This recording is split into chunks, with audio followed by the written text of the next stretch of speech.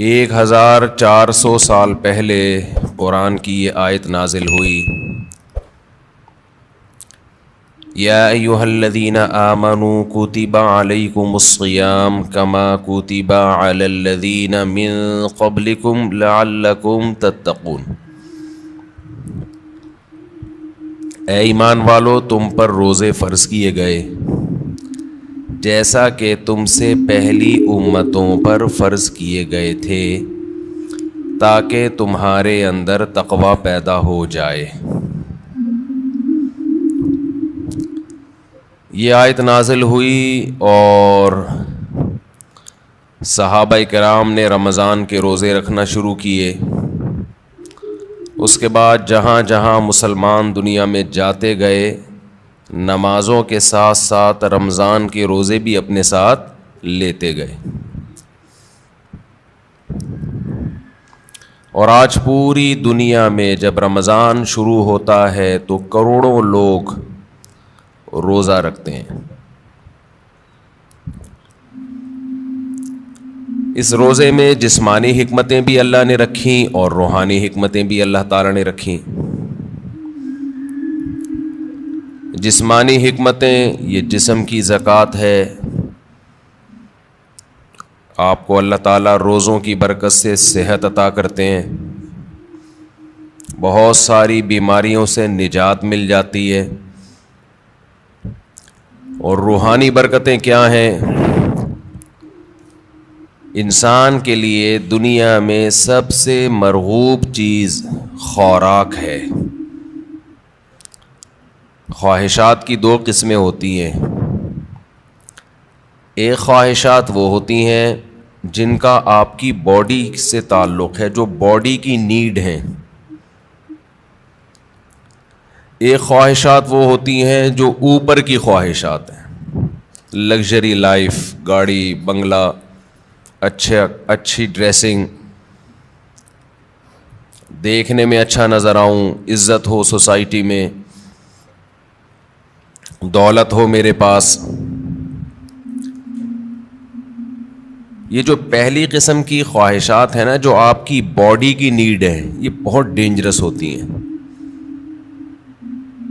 یہ تین قسم کی خواہشات ہیں، ایک کھانے کی خواہش، پینے کی خواہش، اور ایک جنسی خواہش جسے کہا جاتا ہے، مرد اور عورت کی ایک دوسرے کی طرف اٹریکشن۔ یہ تینوں قسم کی خواہشات ہماری باڈی کی ریکوائرمنٹ ہے، یہ جسم کی چاہت ہوتی ہے۔ یہ خواہشات پوری نہ ہو تو ہماری باڈی متاثر ہونا شروع ہو جاتی ہے۔ اچھا، کچھ خواہشات ہوتی تو باڈی کی ہیں، وہ نیچرل نہیں ہیں۔ خواہشات تو سمجھ گئے نا کتنی قسم کی ہوتی ہیں؟ دو قسم کی نا، ایک باڈی کی ریکوائرمنٹ، باڈی کی نیڈ، اور ایک باڈی کی نیڈ نہیں ہے، یعنی جسم کا تقاضا نہیں ہے، بلکہ وہ ہماری جسم سے ہٹ کے خواہشات ہوتی ہیں۔ جیسے لگژری لائف ہے نا، ہر آدمی چاہتا ہے میری لائف کیسی ہو، لیکن ایسا نہیں ہوتا کہ لگژری لائف کی آپ کے پیٹ کو کوئی بھوک لگ رہی ہو، وہ خواہش پوری نہیں کریں گے تو باڈی کو کوئی نقصان ہو رہا ہو۔ جو باڈی کی نیڈ ہے نا، جیسے کھانا پینا، یہ تو اگر نہیں کریں گے تو باڈی مسلسل تڑپتی رہے گی، مسلسل احتجاج کرتی رہے گی، اور ان خواہشات کو پورا کرنا بھی ضروری ہے۔ نہیں کریں گے تو بالآخر باڈی آہستہ آہستہ ڈیمیج ہونے کی طرف جائے گی اور مر جائیں گے ایک دن۔ آپ کو اگر گدا نہیں ملتا سونے کے لیے، اچھا، انہی باڈی کی خواہشات میں ایک نیند بھی ہے، ہم 4 قسم کی خواہشات شامل کر لیتے ہیں۔ نیند ہے، کھانا پینا، اور جس کو جنسی خواہش کہتے ہیں۔ یہ اتنی ڈینجرس ہوتی ہیں، جیسے نیند کی خواہش کو آپ دیکھ لو، اب گدے پہ سونا یہ باڈی کی نیڈ نہیں ہے، یہ کیا ہے؟ ایک لگژری لائف انسان گزارنا چاہتا ہے، اس کا تقاضا ہے کہ میرا گھر اچھا ہو، ایئر کنڈیشن روم ہو، اور ٹائلیں لگی ہوئی ہوں، اور فانوس لگے ہوئے ہوں۔ لیکن جب آپ کو نیند آئے گی تو جو گدے پہ سونے کے عادی ہیں ان کو فرش پہ نیند نہیں آئے گی.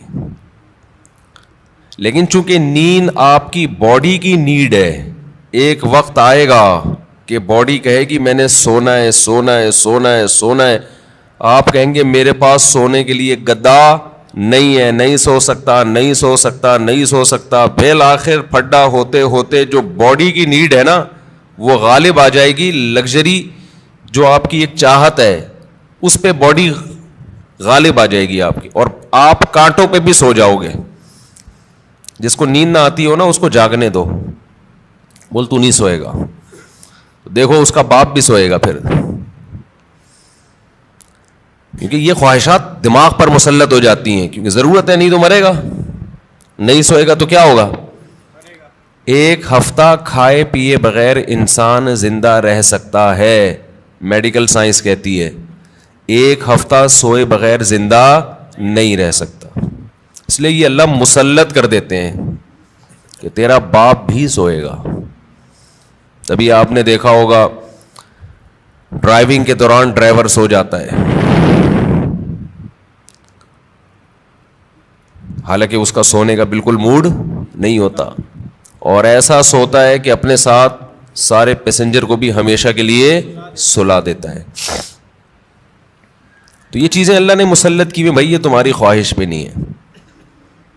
ورنہ بڑے لوگ کہتے ہیں ہمارے پاس ٹائم نہیں ہے, اگلے مہینے ہم سوئیں گے, اس دفعہ ہمیں آفس کا بزنس کا کام ہے بہت.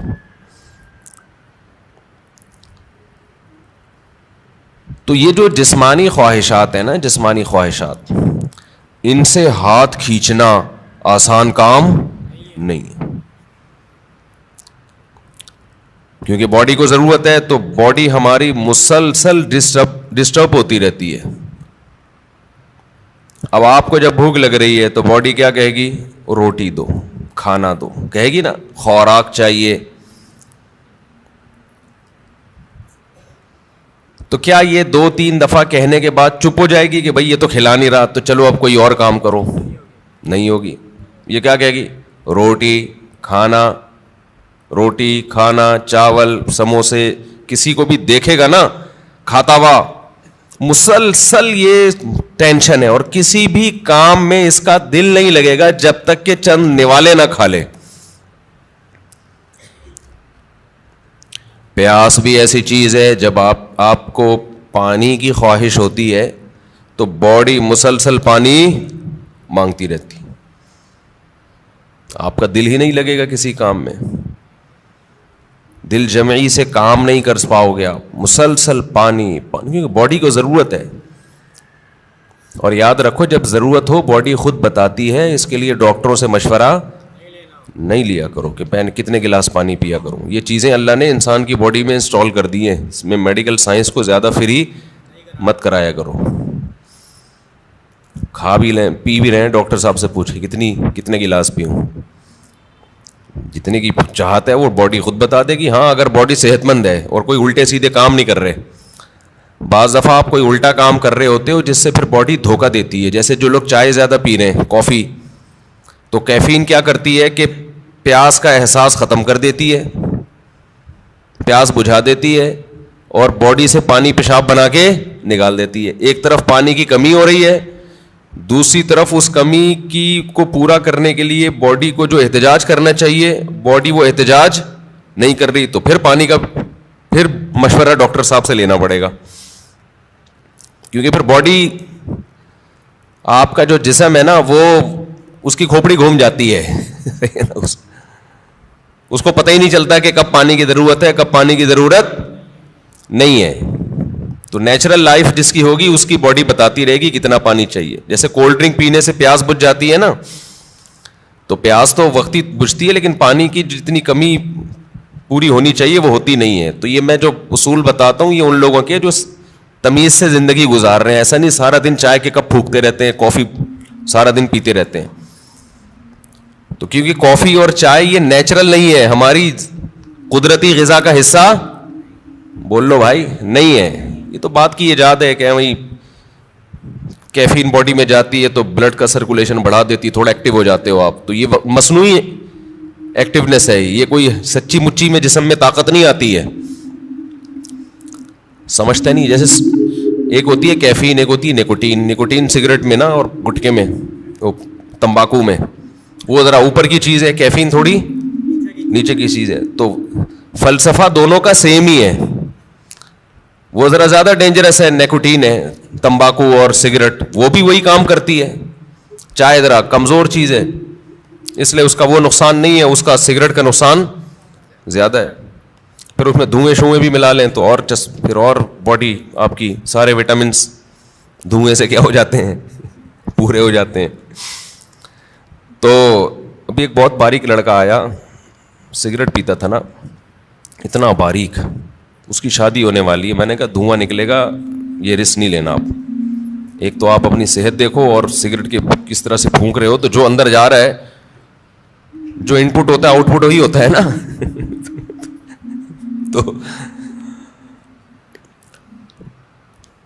تو یہ جو ہے نا, یہ جو باڈی کی ریکوائرمنٹ نشہ ہے, نشہ یہ بن جاتا ہے, یہ اللہ نے بنایا نہیں ہے. یہ اس سے بھی زیادہ خطرناک ہے روٹی پانی سے.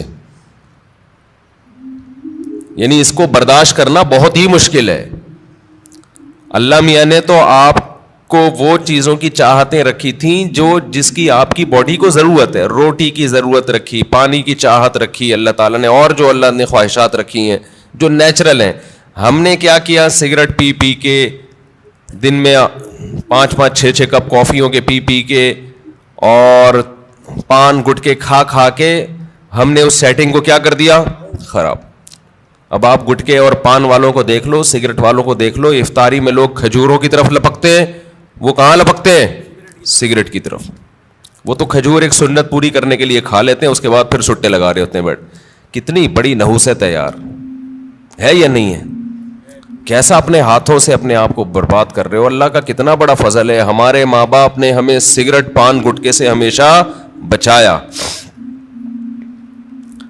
ہمارے ماں باپ کا بہت بڑا احسان ہے. اللہ ان کی قبروں کو نور سے بھر دے, ان کی پر اللہ بہت رحمت نازل کرے. بڑا کردار ہوتا ہے والدین کا اس میں. بالکل بچوں کو قریب نہ جانے دو. ہم تو ایک دفعہ, مجھے یاد ہے میں نے ایک دفعہ سگریٹ پی تھی چھپ کے, وہ بھی ایسے کہ ہمارے ایک رشتے کے تایا لگتے تھے, وہ پیتے تھے, رشتے کے تایا, دور کے تایا.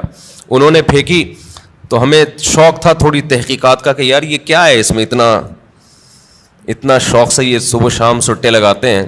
تو انہوں نے پھینکی تو میں نے اٹھا لی, تو اٹھا کے میں نے کہا ذرا چک کے دیکھو نا, تو ایک کش لگایا ہے, وہ اتنی کھانسی ہوئی ہے کہ اللہ کا بڑا فضل. اور شکر ہے دیکھا نہیں کسی نے, ورنہ طبیعت سے کٹتے. طبیعت سے کیا ہوتا, کوئی گھر میں دیکھ لیتا تو کٹ جاتے طبیعت سے. تو جو بات ہے میں اس کی طرف آتا ہوں. تو جو سگریٹ ہے اور یہ سب چیزیں تو انسان خود عادی بنا لیتا ہے نا. تو یہ میرا آج کا ٹاپک نہیں ہے, یہ تو اپنے ہاتھوں اپنے آپ کو آپ جہنم کی آگ میں ڈال رہے ہو, ایک عذاب میں ڈال دیا آپ نے اپنے آپ کو. اچھا ایک بات خوب سمجھ لو, بات چل نکلی ہے, یہ جو سگریٹ والے, گٹکے والے, اور بہت زیادہ جو کافی پیتے ہیں, چائے پیتے ہیں, بہت زیادہ کیفین کی لت پڑ گئی ہے ان کو, یہ لوگ اکثر ایک بات یہ کہتے ہیں کہ اس سے ذہن فریش ہو جاتا ہے. یہ خوب سمجھ لو, کوئی بھی نشے کی چیز, نشے سے میری مراد یہ نہیں ہے جو شراب کا نشہ ہوتا ہے, نشے سے مراد جس کی بھی لت پڑ جائے. تو جو کیفین ہے, کافی, یہ جو نیکوٹین ہے, ان میں یہ ذہن میں رکھو کہ جتنی کوانٹٹی آپ لے رہے ہو نا فریش ہونے کے لیے, تھوڑے دن میں اس کے عادی ہو جاتے ہو, سمجھتے ہو. پھر آپ کو اس کی مقدار بڑھانی پڑتی ہے, جبکہ روٹی اور پانی میں ایسا نہیں ہے. جتنی روٹی سے پیٹ بھر رہا ہے نا, اگر خام میں زبردستی زیادہ ٹھوس کی عادت نہیں بناؤ گے تو مزید کی عادت نہیں پڑتی, بلکہ کم کی عادت پہ لاؤ گے تو کم, زیادہ پہ لاؤ گے تو زیادہ. جبکہ یہ جتنی چیزیں جو نیچرل نہیں ہے, جو ہماری باڈی کی نیڈ نہیں ہے, ان کو جب آپ لو گے تو جتنے کپ میں آج فریش ہو رہے ہو نا, کل اس سے تعداد بڑھانی پڑے گی. شرابی کو دیکھ لو نا, شروع میں ایک گھونٹ میں بہک جاتا ہے اور بڑا مزہ آتا ہے اس کو, اس کے بعد پورے کریٹ کے کریٹ پی جاتا ہے, لیکن اس کو وہ نشہ نہیں آتا جو پہلے دن ایک گھونٹ میں آیا تھا اس کو. تو یہ خود ایک عذاب ہے. کہ آپ سمجھ رہے ہو فریش ہو رہا ہوں، بھائی آپ فریش نہیں ہو رہے، اس سے آپ کا دماغ تازہ نہیں ہو رہا، دماغ کو اس کی عادت پڑ رہی ہے، اب اس کو مزید چاہیے، تو بالآخر ایک نہ ایک وقت جا کے بریک لگانی پڑتی ہے آپ کو. تو پہلے ہی نہیں لگا لو، اچھا ہے، کیا خیال ہے؟ شروع میں ہی چھوڑ دو ان چیزوں کو یار. تو یہ جو ہماری باڈی کی نیڈ ہے نا، کھانا پینا اور یہ جو خواہشات ہیں، جو یہ ان کا برداشت کرنا یہ بہت مشکل ہے. اور رمضان میں اللہ انہی 3 چیزوں پہ پابندی لگا دیتے ہیں. ویسے تو 4 چیزیں ہیں نا جو بہت زیادہ انسان کو، جس کی خواہش سونا اور جنسی خواہشات اور کھانا اور پینا. تو ان میں سے 3 اللہ تعالیٰ روزے کی حالت میں کیا کر دیتے ہیں؟ پابندی لگا دیتے. کھانا پینا اور جنسی خواہش آپ پوری نہیں کر سکتے. سونے پر اللہ پابندی نہیں لگاتے، یہ اللہ کی رحمت ہے. اللہ چاہتے تو رمضان میں سونے پر بھی پابندی لگا دیتے. لیکن ما جعل علیکم فی الدین من حرج، قرآن کہتا ہے ہم نے دین میں تنگی نہیں رکھی. ایسا دین بنایا جو ہر دور میں ہر انسان کے لیے سوٹیبل ہو، اس کے لیے اس پر عمل کرنا ممکن. نیند کا سیٹ اپ، اس میں زیادہ پریشانی ہو جاتی اور عین ممکن ہے صحت کو نقصان ہونا بھی شروع ہو جاتا. تو رمضان کا مقصد لوگوں کی صحتوں کو نقصان پہنچانا نہیں ہے، لوگوں میں خواہشات پہ کنٹرول کرنے کا جذبہ پیدا کرنا ہے. اور ویسے بھی حکمت کی بات کیا ہے کہ اللہ اگر نیند پہ پابندی لگا دیتے نا، نیند پہ، تو کیا ہوتا؟ لوگ مغرب کے بعد سوتے، وہ فجر میں اٹھتے. کیا خیال ہے؟ تو نیند ڈبل کر رہے ہوتے، اس کا کوئی فائدہ نہیں تھا. یعنی نیند ایسی چیز ہے نا، جب آپ پہ مسلط ہوتی ہے تو آپ کے لیے اس کو روکنا ممکن نہیں رہتا. اب دن کے ٹائم میں نیند آتی، آپ لازماً آنکھ لگ رہی ہوتی ہے، آپ کی کہیں بھی بیٹھے ہوتے آنکھ لگ جاتی ہے آپ کی. یا پھر لوگ کیا کرتے، اتنی لمبی لمبی راتوں کو نیند لے لیتے، تو جو مقصد ہے وہ حاصل نہیں ہوتا. کھانے میں بھی ایسا ہی کرتے ہیں لوگ. بھائی انہوں نے کہا کہ بھائی صبح صادق سے لے کے مغرب تک کھانے پر پابندی ہے، تو مغرب سے کھانا شروع کرو، سحری تک نان اسٹاپ، اور کھاتے ہیں. الحمدللہ پاکستانی قوم غربت مہنگائی میں بھی دبا کے پھوڑنا پھاڑنا لگا ہوا ہے. لیکن آپ جتنی بھی اسپیڈ سے جتنا بھی کھا لیں، اس کے بعد بھی بہرحال چند گھنٹوں کے بعد آپ کا معدہ خالی ہوتا ہے. تو یہ صبح صادق سے لے کے غروب آفتاب تک اتنا ٹائم ہوتا ہے کہ نان اسٹاپ آپ ساری رات بھی پھوڑتے پھاڑتے رہیں، پھر بھی 5-6 گھنٹے بعد، سحری کے 6, 7, 8, 10 گھنٹے بعد معدہ کیا ہو جائے گا؟ خالی. اور وہ ٹینشن ہوگی. نہیں یاری بات سمجھ میں میرا خیال. تو اللہ میاں نے ہم سے نا یہ قربانی دلوائی ہے رمضان میں کہ تھوڑا منہ کو کیا کرو؟ کنٹرول. سب سے بڑا مسئلہ ہم نے علماء سے سنا ہے کہ جس آدمی کا اپنے منہ پہ کنٹرول نہیں ہے، باقی کسی خواہش پہ وہ کنٹرول نہیں کر سکتا. اور یہ بالکل درست بات ہے. دیکھو دنیا میں 2 قسم کے فلسفے ہیں. اس پر تو غیر مسلم اور مسلم سب کا اتفاق ہے کہ انسانیت کو کامیابی کی طرف لے جانا چاہیے، ہے یا نہیں؟ بھائی امریکہ بھی یہی بات کرتا ہے، انسان کو کس طرف لے کے جاؤ؟ کامیابی. جاپان والے بھی کہتے ہیں بھائی ایک سکسیسفل نیشن بننا چاہیے ہمیں، کامیاب بننا چاہیے ہمیں. اور اسلام بھی یہی کہتا ہے. لیکن غیر مسلموں کے ہاں کامیابی نام ہے خواہشات کے پورا ہونے کا. آپ کی تمام خواہشات پوری ہو رہی ہیں تو آپ ایک کامیاب انسان ہیں. سمجھتے ہو کہ نہیں سمجھتے ہو؟ اگر آپ کی ہر خواہش پوری ہو رہی ہے تو آپ کیا ہیں؟ کامیاب. لیکن اسلام کیا کرتا ہے؟ آپ کی جگہ جگہ خواہشات پہ پابندیاں لگا رہا ہوتا ہے. جگہ جگہ آپ کی خواہشات پہ کیا لگاتا ہے؟ پابندیاں. یہ نہیں کرنا، یہ نہیں کرنا.